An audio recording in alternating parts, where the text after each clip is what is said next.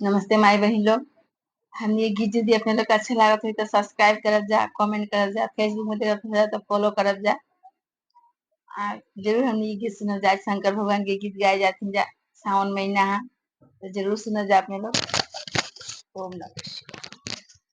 सावन में आया बाबा हमारो झोपड़िया, रूखा सूखा करिया भोजन, सूखा करिया भोजन।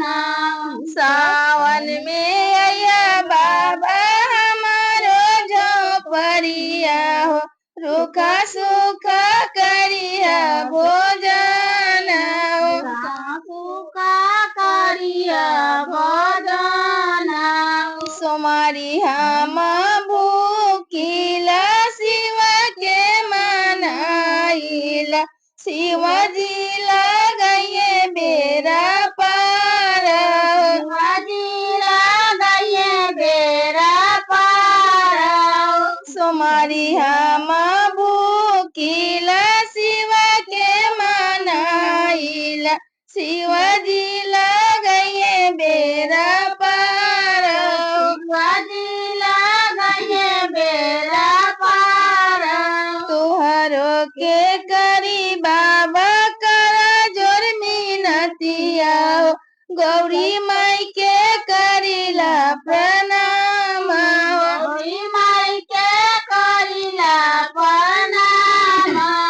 तुहरो के करी बाबा करा जोर मिनतिया, गौरी माई के करीला प्रणाम, गौरी माई के करिला प्रणाम।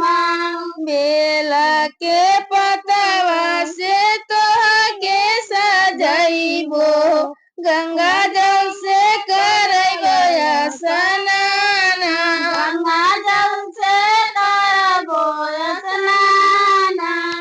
गंगा जल से करबो स्नान, गंगा जल से करबो स्नान। तोहा के चरैबो बाबा भांग धतुरवा, गौरी माई के ओराहुल के फूल, गौरी माई के अड़हुल के फूल।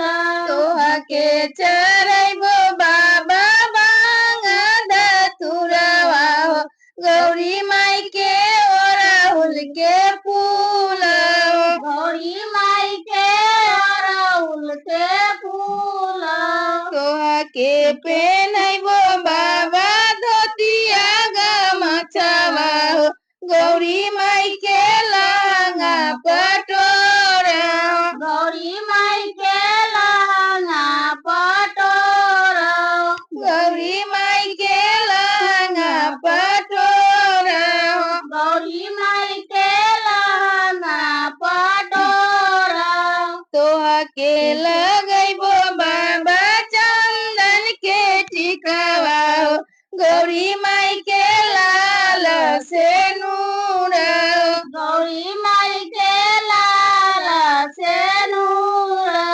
गौरी माई के लाल से नूर, गौरी माई के लाल से नूर। तोहा के चरैबो बाबा रूखा सूखा रोटिया, गौरी माई जे ओही जेवे, गौरी माई ओई जेवे। गौरी माई जे ओही जेवाई, गौरी माई ओई जेवाई। तोहरो के करी बाबा करा जोर मिनतिया, गौरी माई के करीला प्रणाम, गौरी माई के करिला प्रणाम। तोहरो से मांगी बाबा पति सलामतिया, गौरी माई से अवध से नूर, गौरी माई से अवध से नूर। तोहरो से मांगी बाबा पति सलामतिया, गौरी माई से से नूर गौरी माई से आवाज से नूर जुगे जुगे बारे ओ तोरे पति के आयु जुगे जुगे बारे से नूर जुगे जुगे बारे से नूर जुगे जुगे बारे से नूर जुगे जुगे बारे से नूर पतित हुए बाबा जी के आधार हो जुगे जुगे रहिए वहात जुगे जुगे रहिए वहात पतित हुए बाबा जी के आधार हो जुगे जुगे रही हम सोहागन हो जुगे जुगे रहिए सुहागन जुगे जुगे रही हम सो